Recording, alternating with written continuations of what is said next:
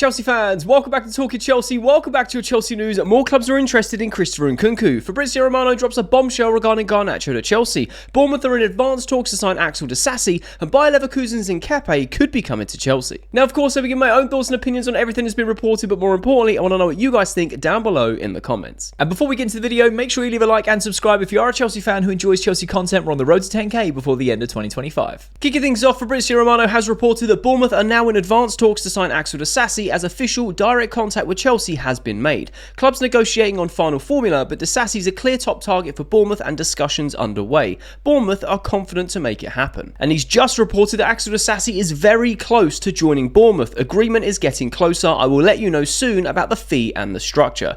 Now, I'm hoping that this will be done by the time this video is uploaded. Things are moving very, very fast this morning with Axel Disasi and Bournemouth. Unfortunately for Axel Disasi, it hasn't worked out for him in a Chelsea shirt, and I feel we can all agree that. Now, you guys let me know in the comments yesterday that we bought Axel Disasi for £38 million, because at the time I couldn't remember off the top of my head, so thank you for that, I appreciate it. Now, knowing how Chelsea have done their contracts with their players since they've come in, the new ownership, we amortise all of the contracts over a longer period of time. So if Chelsea are looking to get £30 million for Axel Disasi, and we managed to get that through Bournemouth, firstly, thank you very much. But secondly, I feel like that helps us out in terms of the profit that's made over the amortised contract, etc. So I feel like, you know, Chelsea are winning again in this sense. And the fact that we can offload Axel Disasi for that amount of money, or reportedly around that amount of money, is again amazing business, because last season he was on loan at Aston Villa. It wasn't working out for him at Chelsea. He played the season under Pochettino, had a very roller coaster of performances under Pochettino. I think a lot of the squad did, to be fair, whether it was the management, the tactics, the players not knowing each other. There was a lot of sort of moving parts in that season. And Disasi had some very good games selectively, but overall, I just don't think he was good enough to be a Chelsea player long term. Again, happy to know your thoughts and opinions down below. That's just my thoughts and opinions on Disasi. A lot of the Chelsea fans call him Axel Disaster, so just putting that out there. However, like I said, if he can go to Bournemouth, thank you, Bournemouth. Appreciate it. Absolutely appreciate it. £30 million for Disasi, we will take that. I'm hoping, like I said, that once this video is uploaded, this will be confirmed. Be confirmed, and it'll be more money into Chelsea's pot of player sales. As of yesterday, it was up to around 270 million in player sales. If this goes over the line, and it is around £30 million, then that brings it up to 300 million in sales, which is absolutely wild when you think about it, bringing Chelsea into a net positive over this transfer window. Now, I do kind of feel for Axel Disasi in a sense that it hasn't worked out for him at Chelsea, because obviously when we did buy him, we bought Benoit Badiashile and Disasi in the same window, pretty much like, you know, at the same time. The Monaco brothers, as people were branding them. And I kind of feel for him, because his off-field sort of side of things and the personality side of him is really likeable. And, you know, he posted a reel a few weeks ago about how he was dedicated, and you know, it was like a training montage of how hard he's working to be fit for the new season. And I just feel like there is definitely a player in there. It just didn't work out for him at Chelsea. You know, he made a few mistakes, scored a few own goals. In all honesty, I've seen Milk turn quicker than this guy. Like, he's just very, very slow. I know we played him right back. He's primarily a centre-back. I get that. But, yeah, I just don't feel like the way that Chelsea are moving, the way that we've progressed, he just doesn't have a place. Chelsea want to offload him. So if we can go get £30 million for him, that is incredible business again. So, hey, hopefully this is done and signed, sealed and delivered from Bournemouth to, you know, from Chelsea to Bournemouth for around 30 million by the time this video is uploaded. But I would love to get your thoughts and opinions down below regarding Axel Disasi going to Bournemouth. Do you feel like this will go through? How much do you feel like that final figure and fee and structure will be? And are you in the position of you would like to have seen Disasi work out at Chelsea? Or were you not a fan of Disasi from the start? I'm very curious to know your thoughts. Santi JFM has reported that Galatasaray and Bayer Leverkusen join other clubs interested in signing Nkunku next week. Now, again, spoke about Nkunku at length yesterday with Aston Villa looking to pivot from Jackson to Nkunku. Found that very, very interesting. Now, again, there's more clubs interested in Christopher Nkunku, this player that we seem to be struggling to offload in terms of getting the valuation or the price that we want for him from another club, but yet has so many clubs interested in him. So many clubs, whether it's Leipzig, whether it's Villa, whether it's Leverkusen, Galatasaray, whether it's Inter Milan, whether it's Juventus or AC Milan or whatever it may be, other Premier League clubs, Manchester United at one point, so many clubs interested in Christopher Nkunku, but yet no one's put money on the table. So I'm just curious I'm curious to know where Nkunku ends up at the end of this summer window, because we are running out of time. It is the last full week of the window before it starts to come to a close. Things are going to start speeding up. I said this in yesterday's video, right? When we were out in the beautiful British countryside, while I was away on that trip, that things are going to get wild now. Things are going to start getting confirmed a lot quicker. Chelsea have still got a lot of players that they want to be offloading. Nkunku, one of them. Jackson, another one. Disasi looks to be done. So that's another one off. Another one bites the dust. What's happening with Sterling? What's happening with Chilwell? Again, they've got interest, but they've got very high wages to go with it. Now, Nkunku, what is interesting for me is Nkunku said he wants to play for a Champions League playing club. He wants to play at the top level. Fair enough. That's his preference. Like I said, he's going into the prime years of his career. This is going to be his last big contract, in my opinion. That's normally what happens around 27, 28 years old. Because after this, it'll probably be a 4 or 5 year deal. It takes him into his early 30s. Now, yes, players are playing a lot longer in their career, for sure. But, it's normally the last big paycheck. So you can see the same, what we did with Raheem Sterling, for example. So, it'd be interesting to know who he goes to. Will it be a money-driven move? Will it be the fact that he just wants to play Champions League football? Because Leverkusen and Galatasaray are both in the Champions League. So, I'm very curious to know where he ends up and how much clubs are willing to pay. Chelsea are looking to hold out for around £40 million. Now, Bayern Munich were heavily interested. They want to get creative with their moves. I don't know whether they're going to put 40 million on the table, which is quite a pivot in sort of stance from where I have been in the last few weeks, because they've been interested since January. But yes, they can only get loan moves between now and the end of the season. And I feel like Chelsea, they want to cut ties. They want it to be clean. They want it to be a permanent move. Run us our money. See you later, Nkunku. Thank you for your service. Go enjoy your football elsewhere. Now, with Galatasaray and Bayer Leverkusen coming into the mix, that then puts competition on the likes of RB Leipzig, who are interested in taking him. Yes, they're not playing Champions League football, but there was obviously that connection with Leipzig and Nkunku, the fans. The whole triangle there seems to mesh very, very well. Other than the fact that they were a bit wary of the wages that he's on, because he's on a lot more and they have a wage structure in place, and also no Champions League football. So maybe with Leverkusen stepping up the interest, it may mean that Nkunku goes, actually, I'd rather go there because they're playing Champions League football and they could probably afford the wages. I don't really know the inner workings of Leverkusen, other than they're a very, very good team and have been over the last few seasons. Obviously going on that Invincibles run, etc. So it'd be very interesting to see what these two clubs being entered into this race does, especially for the likes of Aston Villa. What are they going to do? Are they going to turn this into more concrete interest of right, okay, cool, let's put a bid down, test the waters and see if we can secure this player? Does it mean that someone like Galatasaray, who, if you really look at their squad, they're building a super squad over there in Turkey. They've got Victor Osimhen. They had him for the season.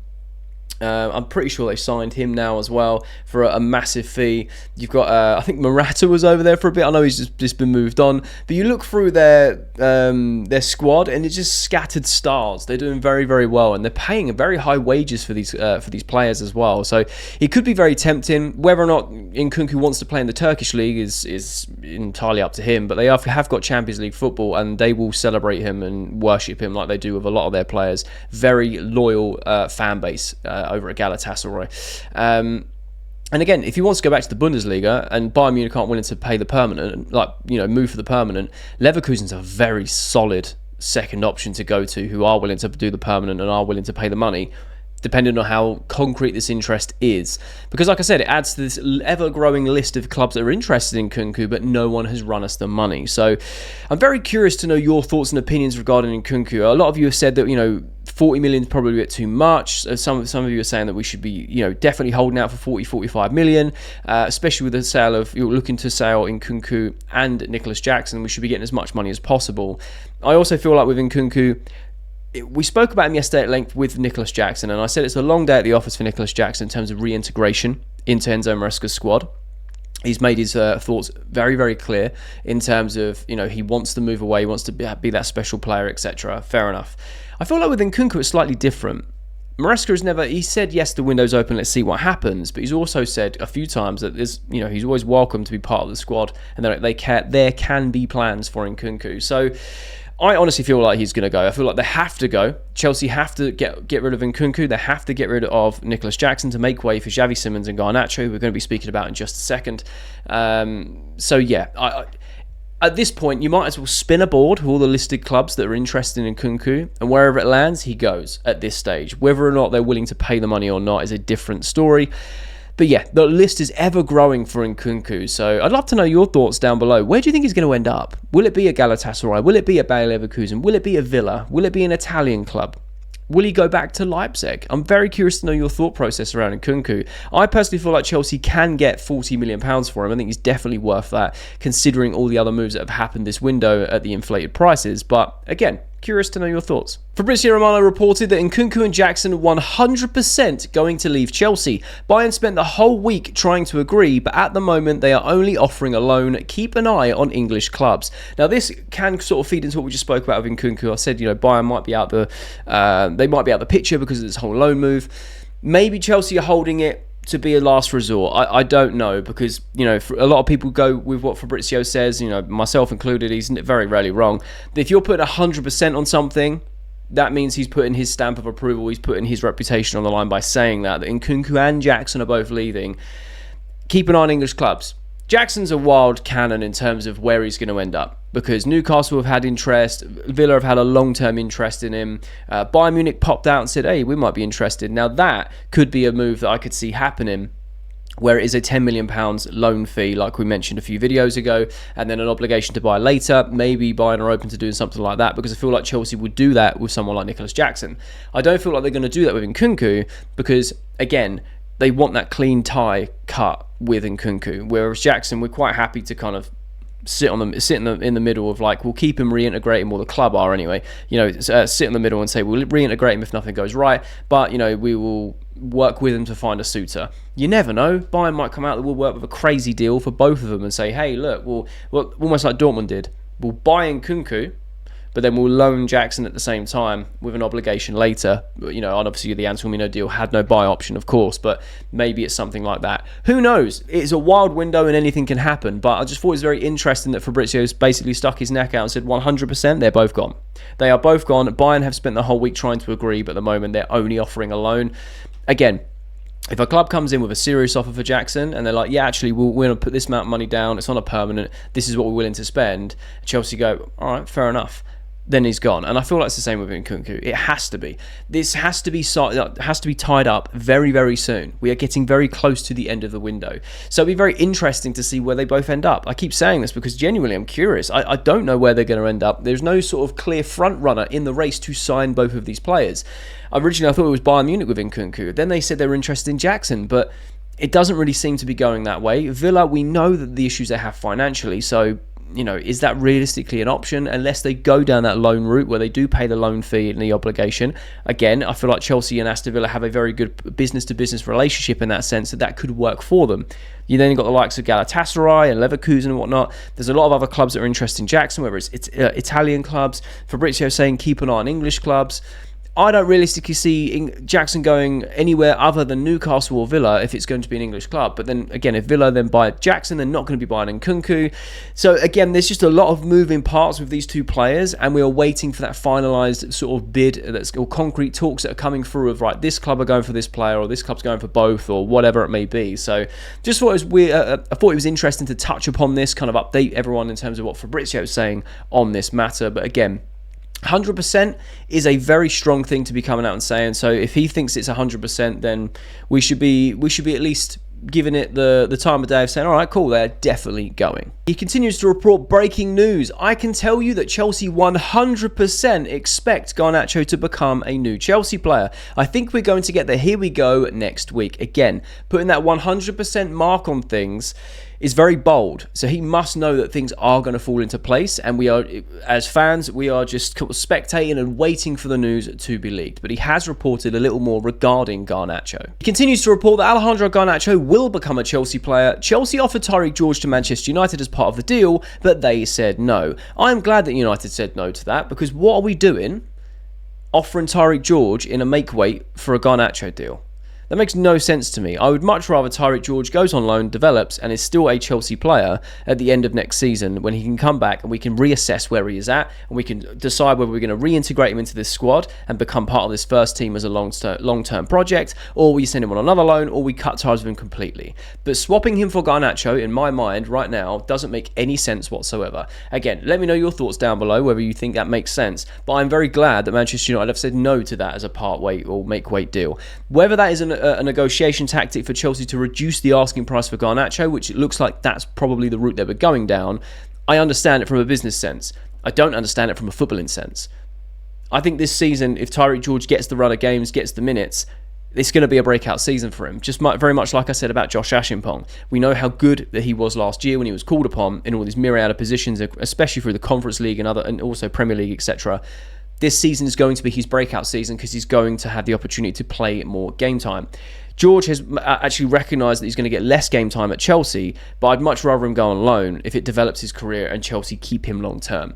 That's just my opinion, but he's also reported a few other things. He continues to report that Chelsea's messages to those close to Garnacho in the past 24 to 48 hours is stay patient and wait, this deal will happen. Now, this is something a lot of you guys actually called back in January and saying, at the end of the summer, we're going to end up with Gittins and Garnacho. It was then reinforced by a lot of you at the start of the summer window saying we're going to get Gittins and we'll end up with Garnacho. Now, there is a bit of a running joke here on this channel, right? And this is, something I want to talk about because I had a lot of people recently saying, oh, you keep saying it's, the player that shan't be named on this channel, that he's a human, he's a kid. I get it. I'm not doing it to be disrespectful. I'm doing it as a running joke on the channel because a lot of you guys do not like it when I talk about Garnacho. And I've said to you many times, I just react to the news, give my opinions and ask for your thoughts too, right? It is what it is, right? A lot of you don't like the thought of Garnacho, but unfortunately, the game is the game.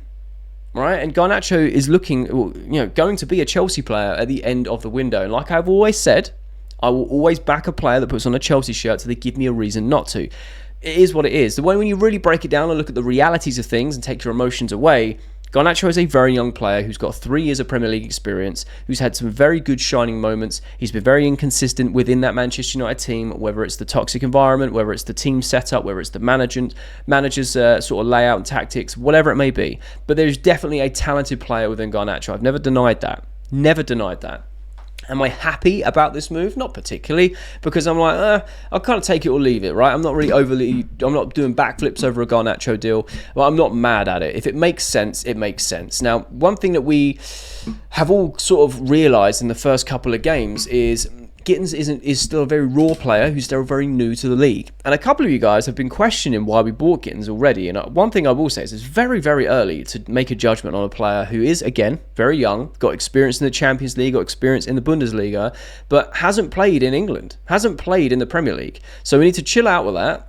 We need to give him time. We knew this when we bought him. You can tell he's very raw. We know how good he can be with the ball at his feet. He can definitely beat a man. And we just need to make sure that his end product gets better over time and he settles into England, settles into this team, because I feel like he's a very good player. Now, having a player like Garnacho fits the Blueco project because he's young. He's got Premier League experience. He has played against top teams. He's I think he won trophies with Manchester United as well. He's got experience in a lot of things. And yes, he's inconsistent. And yes, he has all this off the pitch antics with the attitude and his brother on socials and whatever. And like I've said a few times, I don't really mind about all that as long as he is as fit as he can be, his attitude's right on the pitch, and he plays to the best of his ability. Cool, it is what it is, as long as he's not harming anyone. He is young, and I feel like if you have a player like Enzo Fernandez, a fellow Argentine, can put his arm around him, managers like Maresca, who is very good at people management or man management as well as minute management and tactics, can show him the right way and give him the environment to thrive. I don't really see the issue. Because they said the same thing about Jadon Sancho. They said that Jadon Sancho was the problem. It's all on him. He has this ego problem. He has an attitude problem. He is not, helping the team, playing for the team. But then we had him on loan and all we got was glowing reviews of the guy, that he's professional, he works hard, he gets on with the team, he wants to play to the best of his ability. And the only reason we didn't keep him on a permanent is because he wasn't willing to accept the increased wages we was going to give him. I think it was between 180 and 200,000 a week when he was currently on 300 at United. Fair enough, that's his prerogative financially, and who are we to tell him to accept certain wages he's not happy with. But outside of that, Chelsea were happy to keep him. So was it the environment? It seems that way. Look at Marcus Rashford. He goes on loan to Villa. He starts thriving there. He's now got the move to Barcelona. I know he's done a recent podcast with Gary Lineker and Mika Richards. He was talking about how he's enjoying this new opportunity, and he's been at Manchester United pretty much his whole career, and he wants a new challenge. So look, we know there's a lot of problems with Manchester United, inside and out, top to bottom. the roof's leaking, the manager has played more games in points he's got. Like, there's a lot going on there. So I don't want to blame everything on Garnacho and saying he is this problem child, even though that's a lot of people's visions of him. And that's fair, you're entitled to your opinion. But I just feel like it's something we've got to accept, and you can either back a player or you can't. Now, me as a fan, and this is my personal opinion, I don't understand people that can't back a player for no reason other than sort of images that they've got from previous clubs. Because, like I've said, when we've signed players, whether it's from clubs we don't like or whatever it may be, I give them a chance in a Chelsea shirt. It's a fresh start to play for a new club. That's just my thoughts anyway. But Fabrizio is basically saying that this is 100% going to happen. Chelsea have even said, look, just stay patient. This is going to happen. We're in the last week. So it'll be very interesting to know what this final figure, the structure and everything's going to be with Garnacho. Chelsea don't want to pay £50 million that Manchester United want. We want to be spending around £30 million. And again, if we could pull that off around £30 million, that's a fantastic bit of business, in my opinion, for a 20-year-old with 3 years experience in the Premier League, who is a talented footballer, who's just in the wrong environment. All I'm saying is we should give this boy a chance. We shouldn't be writing him off, and we have to accept the fact he's going to be wearing a blue shirt at the end of the transfer window. So there are my thoughts and opinions on Garnacho, and I wanted to just clear up the whole running joke, because I think some of you have got the wrong idea about it. It's not like I dislike the guy. It's just mainly a lot of you guys have told me that, don't talk about him, we don't care. And I'm like, kind of is what I do, though, is look through the latest talks, etc. But anyway, let me know your thoughts and opinions down below on Garnacho in terms of his ability, in terms of how you feel like he would work at Chelsea or how he wouldn't work at Chelsea. Are you being too harsh on him and sort of prejudging him before he's even made the switch and going based off of what you've currently seen? Or are you being very open-minded about this move and feel like it can work with him coming to Chelsea because of the things that I spoke about in terms of new environment, etc.? I'm very curious to know your honest thoughts about Garnacho. BILD have reported Hincapie was in tears on Saturday after the match and could be leaving. According to BILD information, Chelsea and Arsenal are showing concrete interest. Plettigol have also reported that Hincapie has decided to leave and he has a £52 million release clause. This is very interesting, purely because of the whole centre-back scenario at Chelsea. Could Hincapie be coming to Chelsea? Now, a few weeks back, after the Levi Colwill news broke, there were some instant reports that Chelsea were going in for Hincapie as well as Konate for around that magic number of £43 million. And I said it's just paper talk. They're jumping on the bandwagon. They're trying to build up some hype. They want Chelsea to go in the market and go get a new centre-back. And I didn't see any legs to it. It made no sense at the time. However, as time is going on and the window is slowly closing, and then you have things or moments like this where Hincapie is basically crying at the end of the game because he knows that something that hasn't been announced publicly is going to be happening, whether or not he is leaving, whether or not his contracts, he must be leaving. He signed a contract renewal in December, so he must be on his way somewhere, whether that is Chelsea or Arsenal is a different, or even a completely different club, that is completely yet to be confirmed. What I find interesting is he has a £52 million release clause. Now, he is a left-footed centre-back that can play either left or right side of that centre-back position.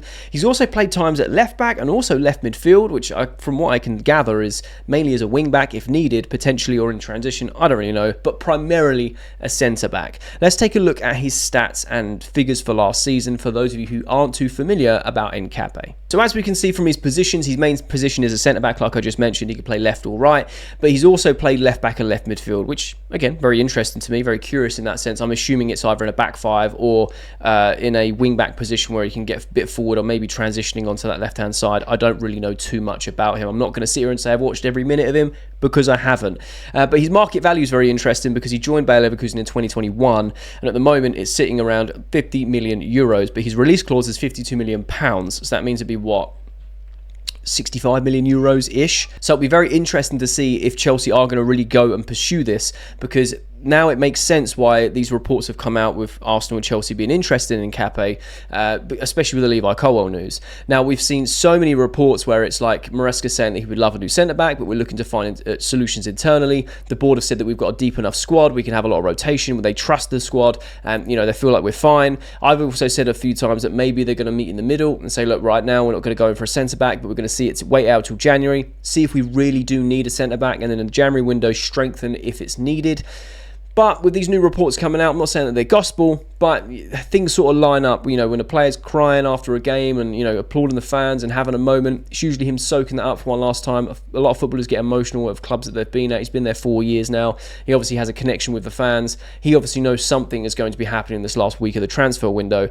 And like I said, whether it's Chelsea or Arsenal that have been heavily linked, who knows? It could potentially be Chelsea. It would make a lot of sense if it was Chelsea because of that centre-back position. However, it does go against everything that we've seen from the board in terms of saying that they trust this squad and we've got the depth. But it does also back up what Maresca has said, where he's trying to find a solution internally, but he's also made his feelings very, very clear on him needing a centre-back to replace Colwill. Now, him being a left-footed, left-sided centre-back makes a lot of sense, right? So let's take a look at his stats from last season. Now, last season in the Bundesliga, he was in the squad 33 times and played 32 games, right? Points per game was 2.06, which is basically a win, near enough, averagely more than a draw. I don't know what I was trying to say there. But then when you look at, he scored 2 goals, he scored 1 own goal, and he only got 8 yellow cards across the season. Now, I know the Bundesliga is very different from the Premier League, but I feel like he would be a very good centre-back in that Chelsea back line because he's, 23 years old? He's still young, fits the profile of this overarching project of young players. I feel like 65 million euros, it probably sits about right in terms of player profile, the experience he's got. He's won trophies at Leverkusen. He knows what it takes to win. He is that left-sided centre-back, which we do have a bit of a hole with. Now, yes, I have said many times I believe in our squad, but there is never, ever a problem with strengthening if we have the opportunity to.